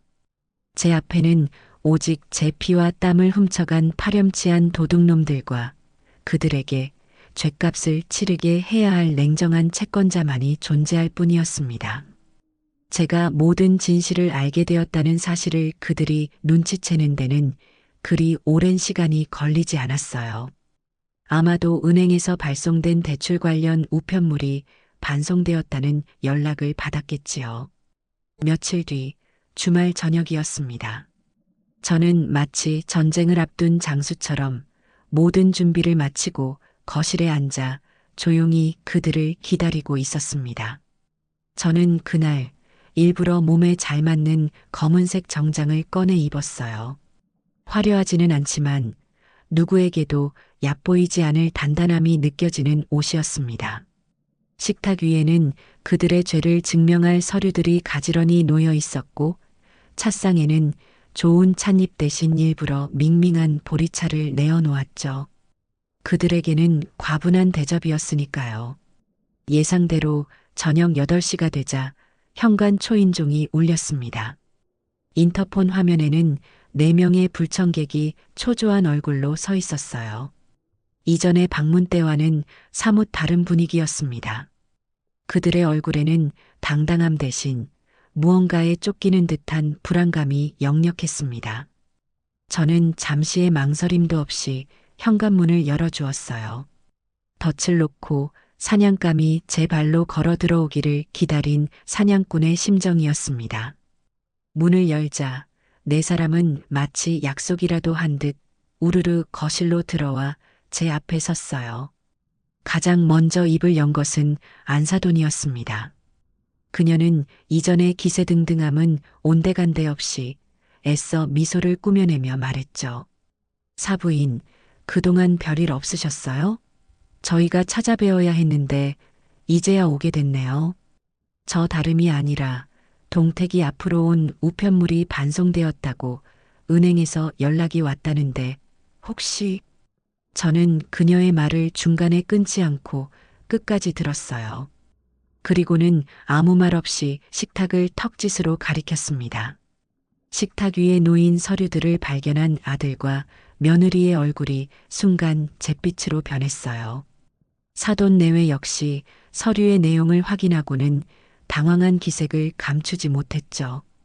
바깥 사돈이 헛기침을 한번 하더니 애써 태연한 척하며 말했습니다. 허허, 이게 다 무슨 서류들입니까? 사부인, 무슨 오해가 있으신 모양인데. 이건 다 젊은 애들이 알아서 처리한 일이라 저희는 잘... 오해라고요? 저는 자리에서 일어나 그들에게 천천히 다가갔습니다. 제 목소리는 얼음장처럼 차가웠어요. 여기 있는 모든 것은 명백한 사실입니다. 오해는 당신들이 하고 있는 것 같군요. 내가 아직도 당신들의 거짓말에 속아 넘어가는 눈먼 늙은이일 거라는 그런 오해 말입니다. 제 서늘한 기세에 4사람은 순간 아무 말도 하지 못했어요. 저는 테이블 위에 놓인 서류들을 하나씩 손가락으로 짚어가며 검사가 죄인에게 죄목을 읊어주듯 차분하게 말하기 시작했습니다. 내가 내 아들의 보금자리를 위해 지원한 돈 3억 원. 이 돈은 내 평생을 바친 내 피와 땀입니다. 그런데 당신들은 이 돈의 일부를 빼돌렸더군요. 저는 대출 서류를 들어보였어요. 집값은 6억 5천인데 대출이 3억 5천. 내 돈 3억을 고스란히 쓰고도 대출이 이렇게나 많다는 건 당신들이 모았다는 1억 원이 거짓말이거나 혹은 내 돈에 손을 댔다는 뜻이지요. 어느 쪽입니까? 며느리가 다급하게 끼어들었어요. 어머니, 오해세요. 그 돈은 집 사고 남은 게 아니라 취등록세나 인테리어 비용처럼 추가로 들어간 돈이에요. 정말이에요. 그래요? 추가 비용이라. 저는 코웃음을 치며 제가 따로 정리해 놓은 A4 용지를 꺼내 들었습니다. 거기에는 며느리의 SNS를 캡처한 사진들과 신혼여행 당시의 항공권 및 호텔 비용을 추산한 내역이 정리되어 있었죠. 며느님, 당신이 신혼여행 가서 산 그 명품 가방 가격이 대략 500만 원이 넘는다고 하더군요. 그리고 당신네 네 식구가 다녀온 유럽 여행, 1등석 항공권에 5성급 호텔까지 최소 3천만 원은 좋게 들었을 겁니다.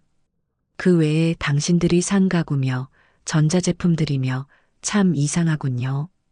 당신들이 말하는 그 추가 비용의 총합이 공교롭게도 내가 계산한 사라진 돈 5천만 원과 거의 일치해서요. 제 말에 며느리는 입을 떡 벌린 채 아무 말도 하지 못했어요. 안사돈의 얼굴은 하얗다 못해 파랗게 질려 있었죠. 자신들의 치부가 만천하에 드러난 순간이었습니다. 이제 그들은 서로를 탓하기 시작했어요. 며느리는 아들을 향해 날카롭게 소리쳤죠. 내가 이럴 줄 알았어. 당신이 일 처리를 똑바로 못하니까 이렇게 된 거 아니야. 어머니 돈이면 더 조심했어야지. 사돈네 역시 제 아들을 경멸 어린 눈초리로 쳐다보았어요. 불과 몇 달 전까지만 해도 우리 사위라며 떠받들던 모습은 온데간데 없었습니다. 저는 그 추한 꼴을 가만히 지켜보다가 시종일관 고개를 숙이고 있던 제 아들을 향해 섰습니다. 서동택, 너에게 묻겠다. 너는 이 모든 사실을 알고 있었느냐? 내 어미의 등골을 빼먹는 이 모든 사기 행각에 너도 처음부터 동조했던 것이냐? 아들은 제 섰을 퍼런 기세에 고개도 들지 못하고 모기만 한 목소리로 중얼거렸어요. 죄송합니다, 엄마. 죄송하다는 말로 끝날 일이 아니다. 저는 그에게서 완전히 시선을 거두고 네 사람 모두를 향해 마지막 선언을 했습니다. 제 목소리에는 단 한치의 흔들림도 없었어요. 오늘 이 시간부로 나와 서동택의 모자 관계는 공식적으로 끝났습니다. 이제 우리 사이는 오직 채권자와 채무자 관계일 뿐이에요. 당신들이 내게서 훔쳐간 내 돈 5천만 원, 그리고 그 돈에 대한 법정이자 연 5%를 정확하게 계산해서 지금으로부터 1년 안에 내게 모두 갚으세요. 저는 미리 준비해둔 차용증 양식을 테이블 위에 던졌습니다. 일주일 안에 이 차용증을 작성해서 공증까지 받아 나에게 가져오세요. 만약 약속된 기한까지 돈을 갚지 않거나 차용증 작성을 거부할 경우 나는 당신들 두 사람을 사기 및 횡령 혐의로 형사 고소할 겁니다. 내 남은 인생 전부를 걸어서라도 당신들을 반드시 법의 심판대에 세울 테니 그리 아세요. 제 말은 단순한 협박이 아니었습니다. 그것은 제 모든 것을 건 약속이자 맹세였어요. 그들은 제 눈빛에서 그것이 진심이라는 것을 읽었을 겁니다. 그리고 여긴 내 집입니다. 저는 현관문을 활짝 열며 그들을 향해 손짓했어요. 이 집은 내 피와 땀으로 지은 내 성입니다. 더러운 발로 다시는 이곳을 더럽히지 마세요. 당장 내 집에서 모두 나가세요. 그 누구도 제게 변명하거나 애원하지 못했어요. 그들은 마치 패잔병처럼 아무런 말도 없이 서로의 눈치만 보며 주섬주섬 제 집을 빠져나갔습니다. 쿵 하고 현관문이 닫히고 저는 현관에 서서 잠금 장치를 2번, 3번 확인하고 빗장까지 걸어 잠갔습니다. 거실에 혼자 남은 저는 무너지거나 눈물을 흘리지 않았어요. 오히려 평생 느껴보지 못했던 해방감과 함께 제 안에 숨겨져 있던 강인한 저 자신을 비로소 마주할 수 있었습니다. 이제 복수의 서막이 올랐을 뿐이었습니다. 그들이 제 인생의 문 밖으로 완전히 사라진 후 제 세상에는 아주 오랜만에 고요한 아침이 찾아왔어요. 이전까지는 아들을 위해, 아들의 미래를 위해 살아야 한다는 강박이 새벽녘의 알람처럼 저를 깨웠다면 이제는 창틈으로 스며드는 부드러운 햇살과 지저귀는 새소리가 저의 기상을 도왔죠. 저는 더 이상 누군가를 위한 밥을 짓지 않았습니다. 대신 저를 위해 정성껏 원두를 갈아 커피를 내리고 갓 구운 토스트에 딸기잼을 듬뿍 발라 먹는 소박한 사치를 누렸어요.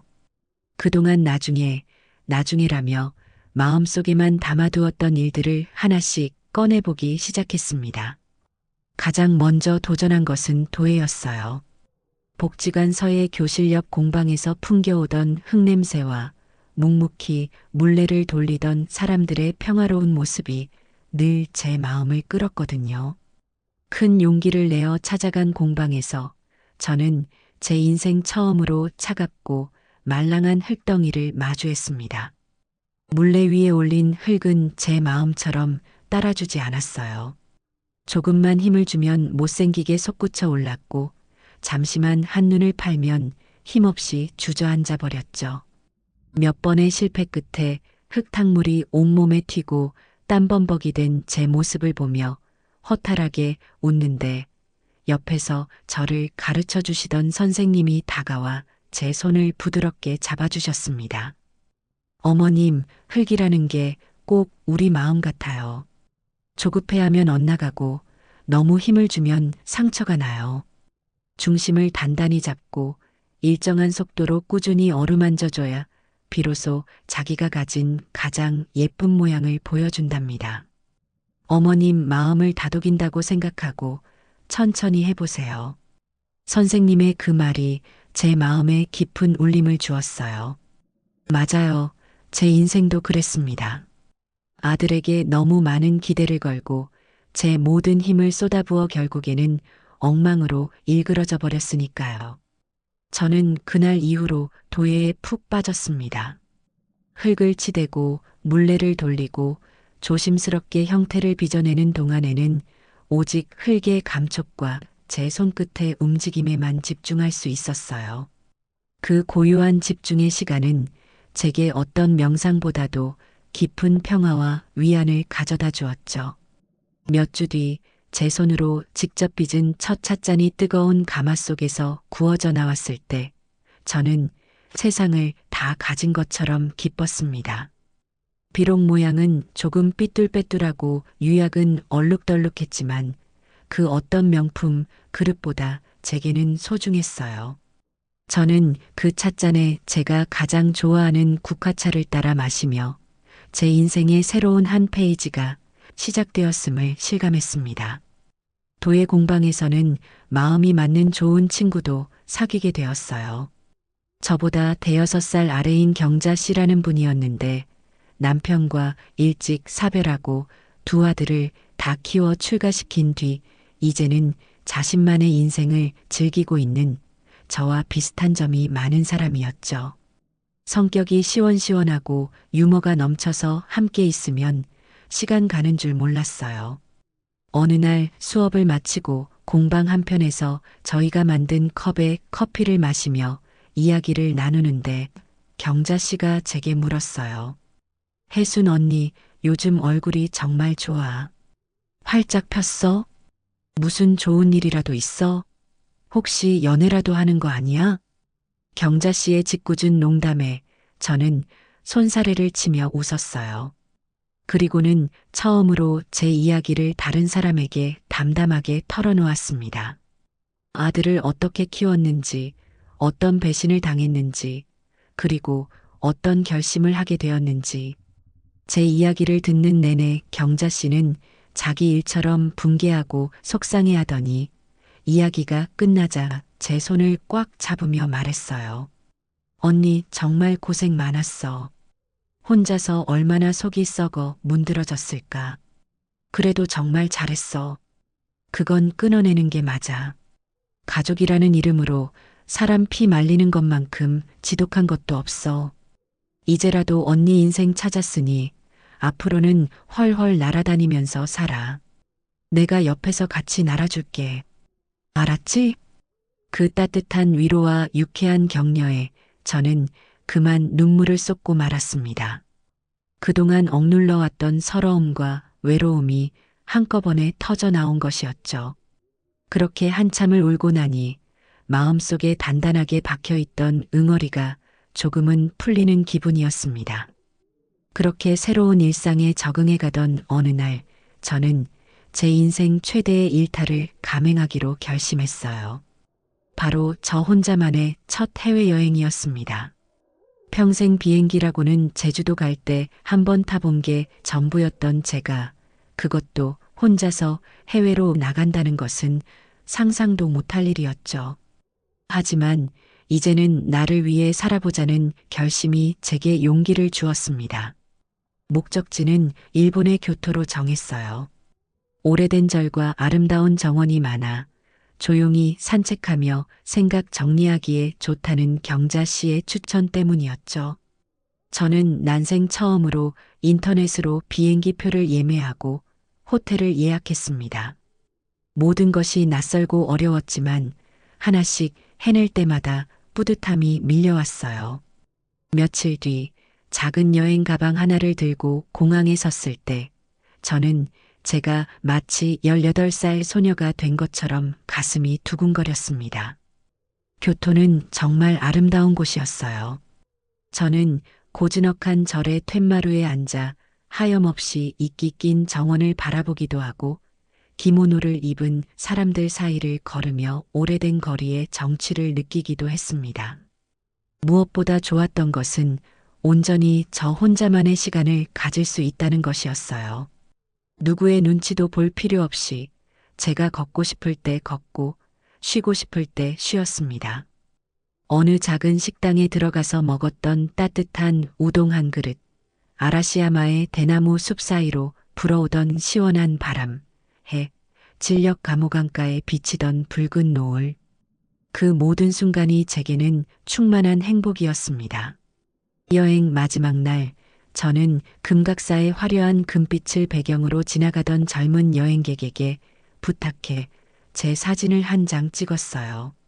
사진 속에 저는 제가 기억하는 그 어느 때의 제 모습보다 환하게 웃고 있었죠. 저는 그 사진을 제 카카오톡 프로필 사진으로 바꾸었습니다. 누구에게 보여주기 위한 과시가 아니었어요. 그저 나 김혜수는 지금 이렇게 잘 살고 있다는 저 자신을 향한 선언 같은 것이었죠. 그런데 그날 밤 호텔방에서 쉬고 있는데 한국에 있는 동생에게서 전화가 걸려왔어요. 목소리가 무척 다급했죠. 언니, 지금 어디야? 동태기한테서 연락 왔는데 언니 카톡 프로필 사진 바뀐 거 보고 언니한테 무슨 일 생긴 줄 알고 난리가 났어. 혹시 나쁜 마음 먹고 혼자 멀리 떠난 거 아니냐고 하면서 울고불고 난리야. 저는 기가 막혀서 말이 나오지 않았어요. 제가 행복해 보이는 사진을 올린 것이 그들에게는 제가 극단적인 선택이라도 한 것처럼 보였던 겁니다. 자신들의 죄책감이 만들어낸 기괴한 망상이겠지요. 나 일본 교토에 여행 와 있어. 아주 잘 지내니까 걱정하지 말라고 해. 뭐, 일본? 혼자? 언니 대박이다. 아무튼 동태기가 언니 번호는 모르니까 나한테 계속 문자를 보내. 언니한테 좀 전해달라고. 내가 읽어줄게. 들어봐. 동생은 제 아들이 보낸 문자들을 읽어주기 시작했어요. 엄마, 제가 정말 잘못했어요. 엄마 없는 세상은 상상할 수도 없어요. 제발 돌아와 주세요. 엄마가 좋아하시던 곶감 사들고 찾아뵐게요. 어머니가 이렇게까지 독하게 나오실 줄은 몰랐어요. 저희도 너무 힘들어요. 사람이 어떻게 정으로 안 살고 법으로만 살아요? 저희가 돈 다 갚으면 그럼 다시 예전처럼 웃으면서 살 수 있는 거죠? 그렇죠, 엄마. 엄마가 해주시던 김치찌개가 먹고 싶어요. 예은이는 아무리 끓여도 그런 맛을 못 내요. 엄마 손맛이 그리워요. 엄마, 보고 싶어요. 저는 동생이 읽어주는 문자들을 들으며 마음속이 싸늘하게 식어가는 것을 느꼈습니다. 그 어디에도 자신들이 훔쳐간 내 돈에 대한 진심 어린 사죄나 그 돈이 담고 있는 내 인생의 무게에 대한 이해는 없었어요.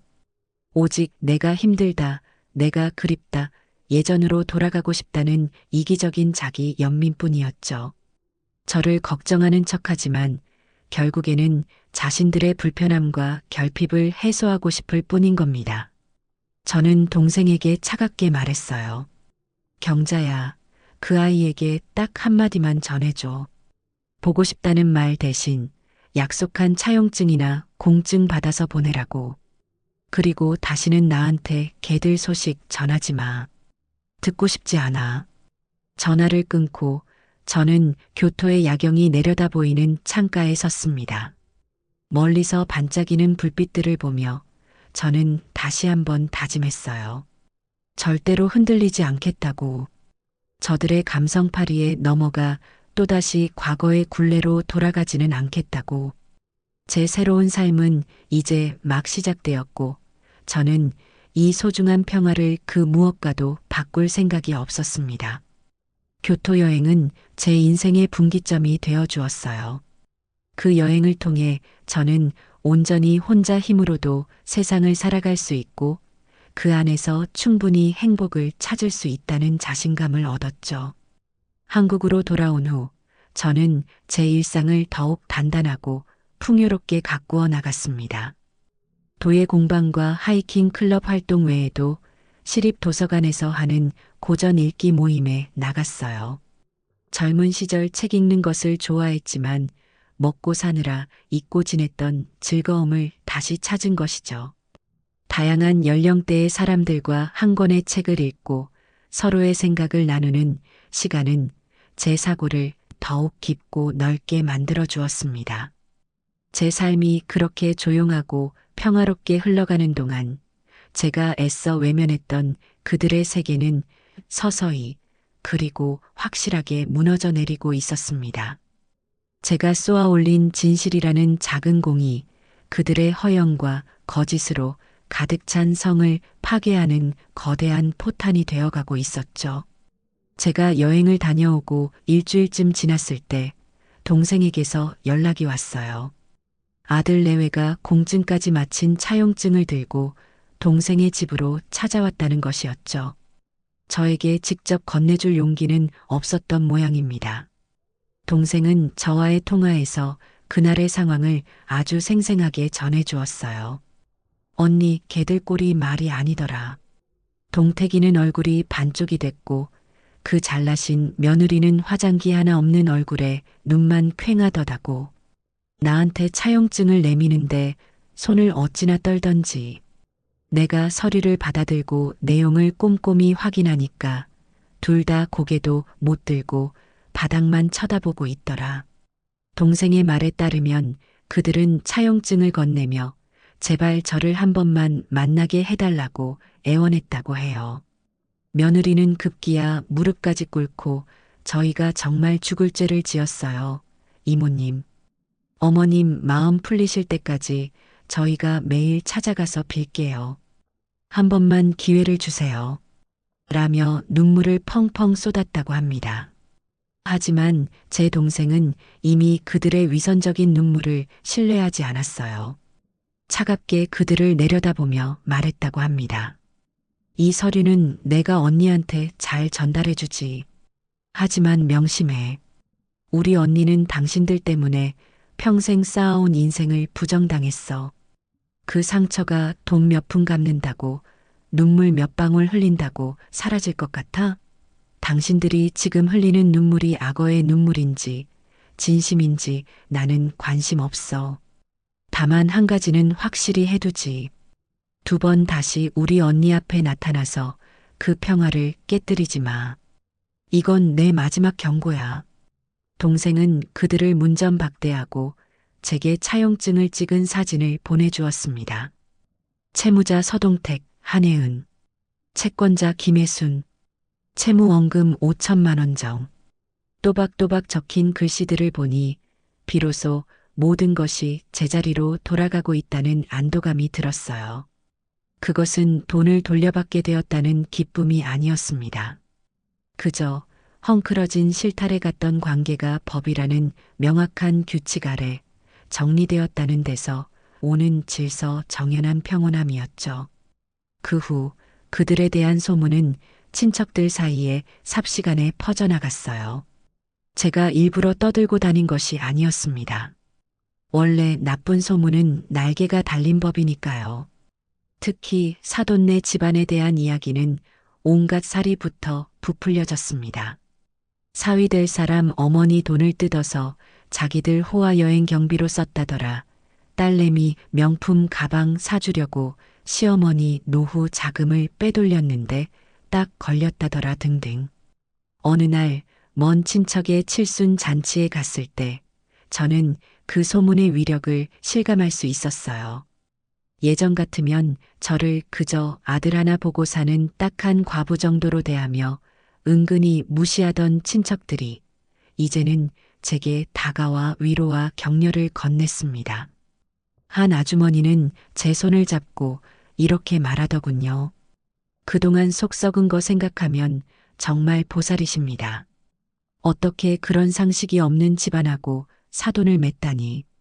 이번에 쫑난 게 천만다행이지. 그 집 딸내미 소문이 안 좋아서 이제 또 시집 가기는 다 글렀다고 하더라고요. 자기들끼리 쿨한 가족인 척은 다 하더니 뚜껑을 열어보니 썩은 내만 진동하는 집안이었던 거죠. 저는 그저 씁쓸하게 웃어 보였습니다.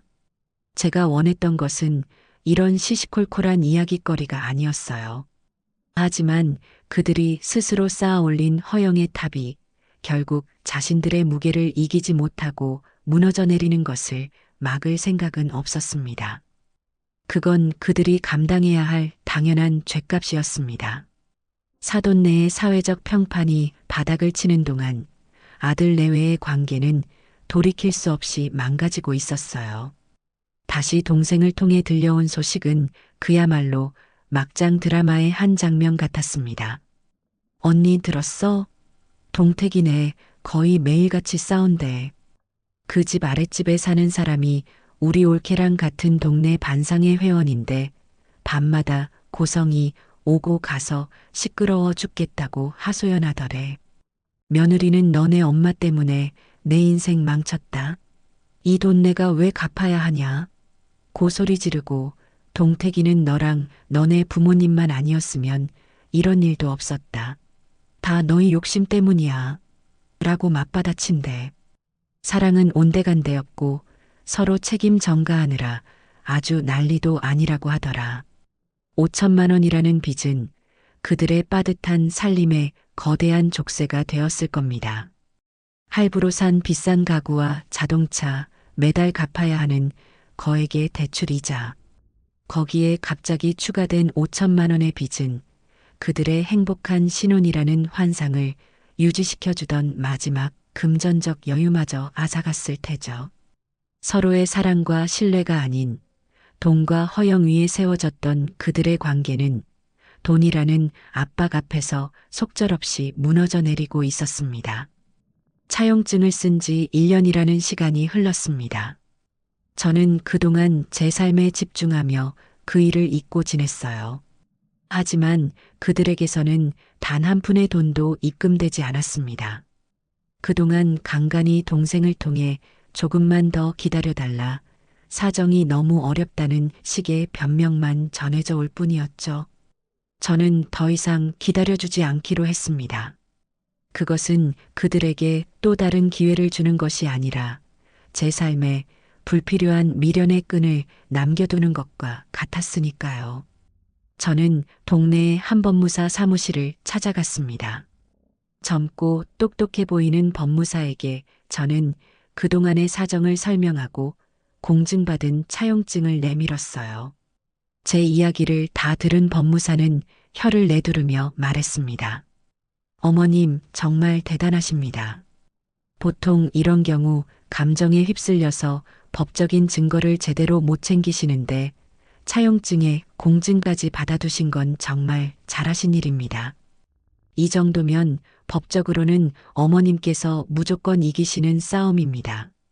저는 그에게 내용 증명 우편을 발송해달라고 의뢰했습니다. 약속된 기한까지 채무를 변제하지 않았으니 지정된 날짜까지 원금과 이자를 모두 상환하지 않을 시 즉시 민사, 소송 및 채무자의 재산에 대한 가압류 절차에 착수하겠다는 내용의 법적 효력을 지닌 마지막 경고장이었죠. 감정에 호소하는 대신 가장 이성적이고 냉정한 방법으로 매듭을 짓고 싶었어요. 며칠 뒤 법무사로부터 내용 증명이 그들에게 성공적으로 전달되었다는 연락을 받았습니다. 이제 공은 다시 그들에게 넘어갔어요. 저는 제가 할 수 있는 모든 것을 했습니다. 이제 남은 것은 그들이 자신들의 행동에 대한 법적인 책임을 지는 것뿐이었습니다. 그날 밤 저는 오랜만에 두 다리를 쭉 뻗고 깊은 잠에 들 수 있었습니다. 제 마음속에는 더 이상 그들에 대한 분노나 미련이 남아있지 않았어요. 그저 해야 할 일을 마친 사람의 담담한 평온함만이 가득했습니다. 제가 보낸 내용 증명은 그들에게는 그야말로 피할 수 없는 최후 통첩이었을 겁니다. 그 우편물을 받고 며칠 뒤 제 통장으로 5천만 원이라는 돈이 한 번에 입금되었어요. 그 뒤에 어떤 소동이 있었는지는 모르겠습니다.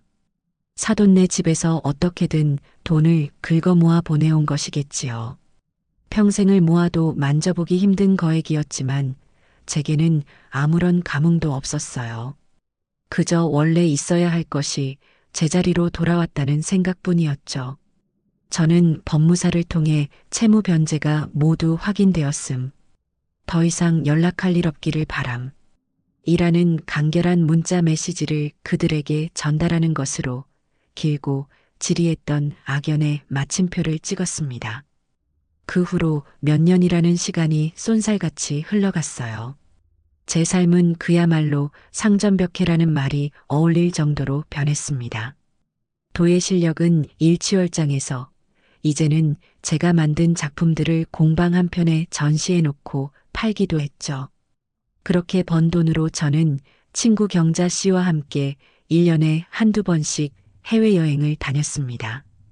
처음에는 모든 것이 낯설고 두려웠지만 이제는 능숙하게 비행기 표를 예매하고 여행 계획을 짜는 베테랑 여행객이 되었죠.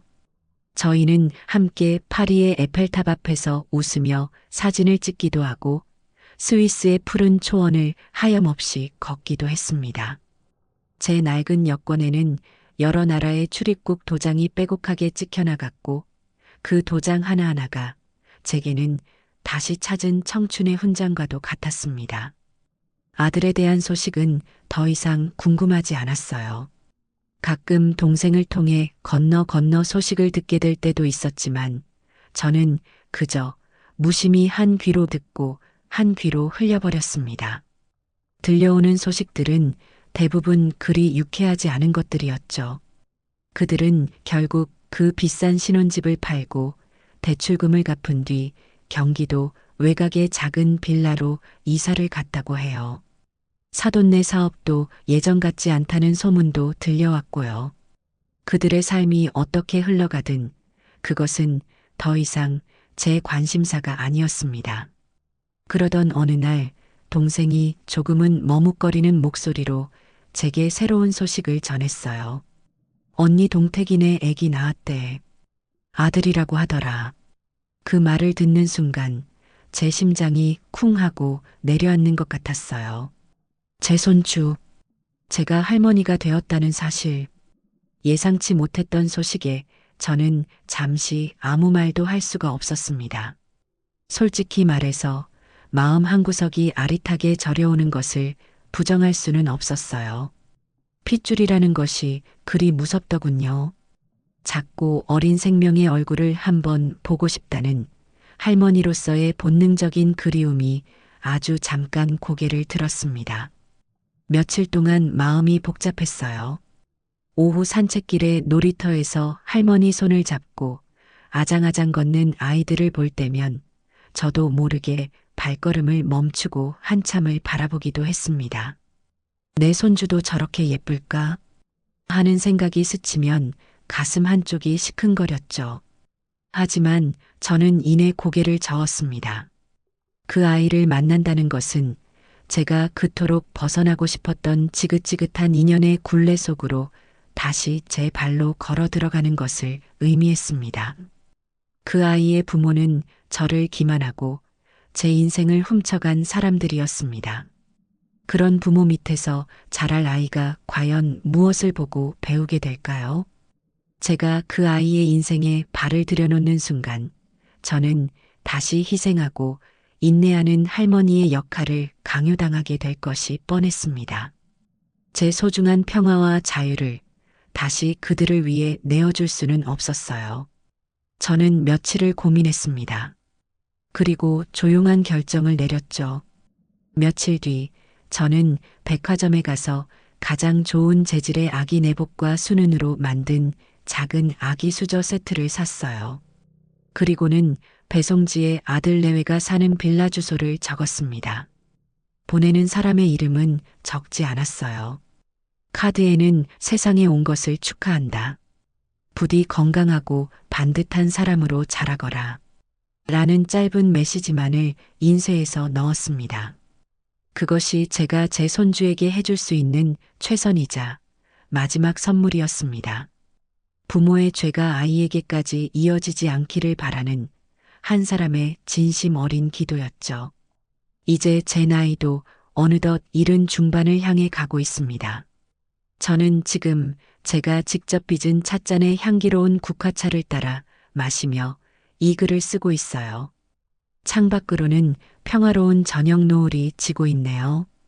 제 거실 한쪽 벽에는 세계 지도가 붙어 있고 제가 다녀온 도시들 위에는 작은 핀이 꽂혀 있습니다. 그 옆에 책장에는 제가 여행지에서 찍은 사진들이 담긴 앨범들이 가지런히 꽂혀 있죠. 경자 씨와 파리에서 웃고 있는 사진, 혼자 교토의 대나무 숲을 거닐던 사진, 도예공방 식구들과 단체로 찍은 사진, 그 모든 사진 속에서 저는 진심으로 행복하게 웃고 있었습니다. 돌이켜보면 제 인생은 참으로 험난했지만 저는 단 한순간도 제 과거의 선택을 후회하지 않아요. 어떤 이들은 제가 아들을 버린 독한 어미라고 손가락질할지도 모릅니다. 하지만 저는 제 아들을 버린 것이 아니에요. 저는 제 인생을 갉아먹던 거대한 혹을 떼어낸 것뿐입니다.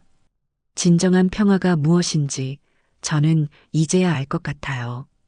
그것은 누군가를 이기는 것이 아니라 그 누구도 더 이상 내 삶을 흔들 수 없게 만드는 단단한 내가 되는 것이었습니다.